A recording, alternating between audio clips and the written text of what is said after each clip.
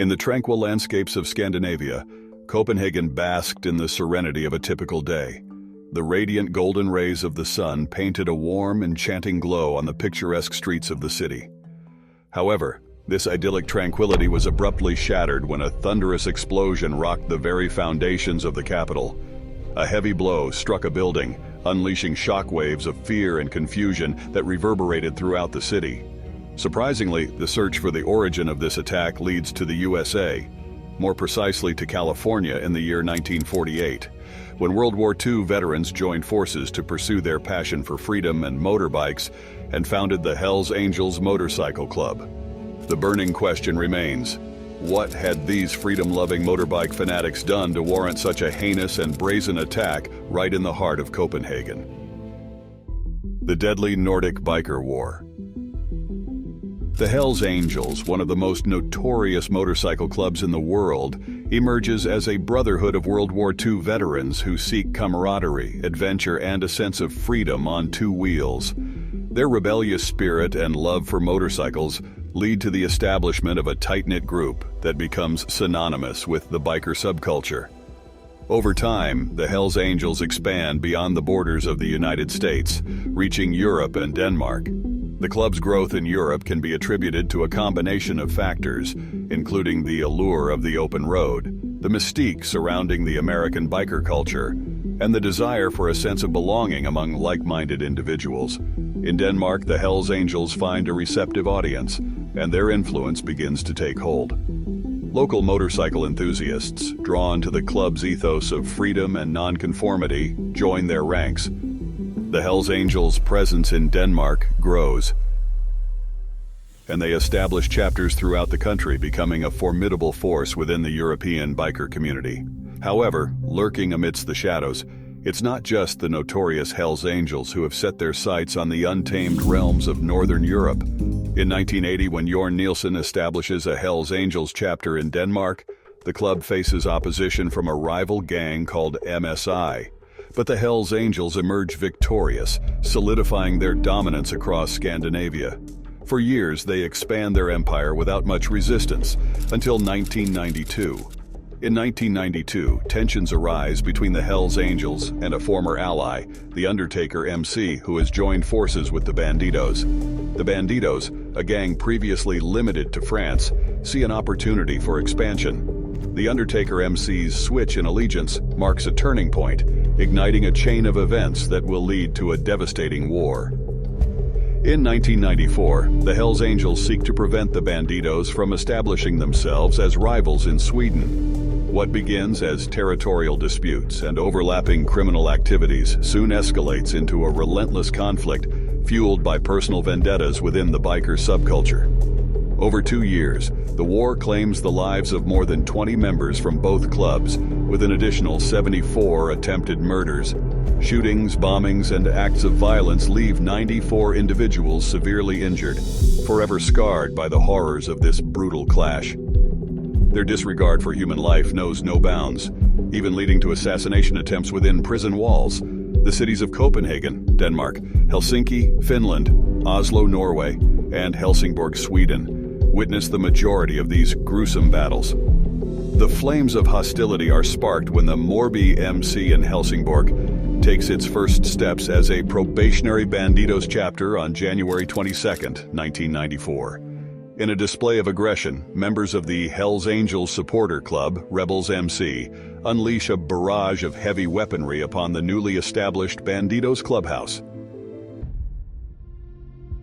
Just days later, on January 26, 1994, Thomas Muller, the president of the Hells Angels chapter in Malmö, escalated the conflict by firing a machine pistol from the rooftop of a delivery van at the Bandidos clubhouse in Sweden. This brazen act resulted in a Bandidos member losing a finger. Recognizing the potentially dire consequences of an all-out war, the leadership of the Hells Angels in the United States sought to defuse the tension and avoid legal repercussions. Attempts at diplomacy commence as the Hells Angels in America invite Thomas Muller, the president of the Hells Angels in Sweden, to a meeting in a bid to ease the mounting strain in Europe. Subsequently, American Hells Angels members meet with prominent figures from the Bandidos in Houston to assert their stake in Sweden. However, the leaders of the Bandidos in the United States struggle to rein in their chapter in Helsingborg. The European president of the Bandidos, known as GMT, continues to endorse retaliatory actions by their supporter clubs against the Hells Angels in Sweden. Even face-to-face meetings between Bandidos from Texas and Hells Angels chapters in Sweden and Denmark fail to bring about a resolution. Instead, a series of shootings erupt in Helsingborg, leaving several individuals injured. As the conflict intensifies, it becomes apparent that the two sides employ contrasting strategies. The Bandidos' assaults appear haphazard and sporadic, while the Hells Angels adopt a more calculated approach targeting the leadership of their adversaries. Tragically, a mere 17 days later, 15 Danish Bandidos fall victim to an attack orchestrated by Hells Angels members in a Swedish nightclub. 13 gunshots pierce the air, and amidst the chaos, even a member of a Hells Angels supporter club loses his life. This grim event shatters any remaining hope for peaceful negotiations, leaving only a trail of bloodshed in its wake. From that point forward, the spiral of violence spins out of control.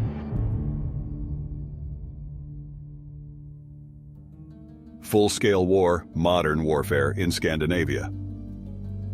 On November 11, 1994, a Hells Angels supporter meets his demise in a hail of bullets as he sits in his car in the heart of Helsingborg. 2 days later, a brawl erupts between Bandidos and Hells Angels supporters within a nightclub. In the same week, a Bandidos member, allegedly affiliated with the Hells Angels, murders a fellow prisoner in Helsingborg prison. These incidents serve as harbingers of the escalating brutality that lies ahead.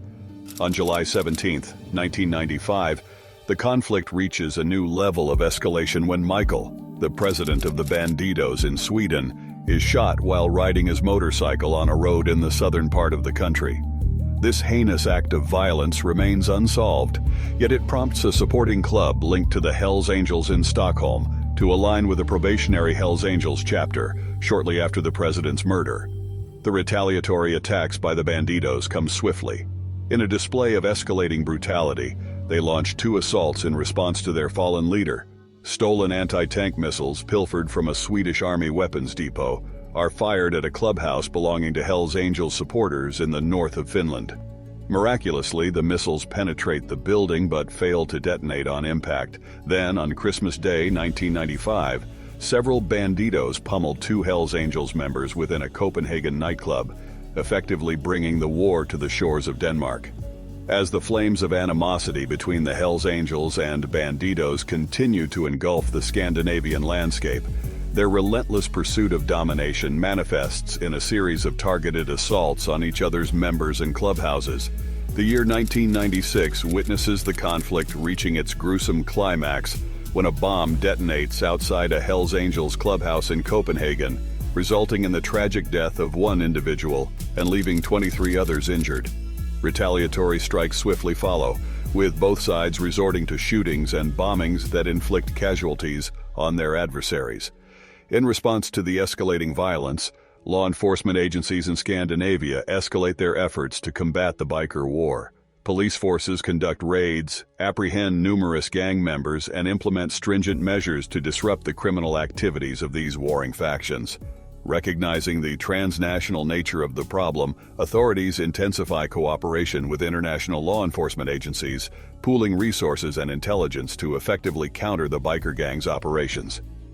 The ferocity of the conflict and the unwavering pursuit of justice by law enforcement take a toll on both the Hells Angels and Bandidos. Many members find themselves behind bars, while others meet their demise amidst the chaos of battle. The ravages of the war also spawn internal divisions within the clubs, with factions emerging and sowing discord within their ranks. These internal fractures further weaken the already faltering positions of the warring parties. In 1997, a glimmer of hope emerges amidst the chaos as influential figures within the biker community negotiate a ceasefire between the Hells Angels and Bandidos, officially putting an end to the bloodshed of the Great Nordic Biker War.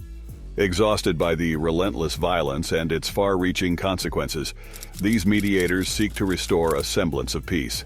However, sporadic incidents and lingering tensions between the two clubs continue to punctuate the years that follow. serving as a constant reminder of the deep-rooted animosity that still lingers. Although the Great Nordic Biker War has reached its conclusion, the Hells Angels and Bandidos maintain a presence in Scandinavia, albeit with diminished influence and prominence compared to their former glory. Law enforcement agencies remain vigilant, closely monitoring their activities and taking proactive measures to prevent the rekindling of large-scale conflicts.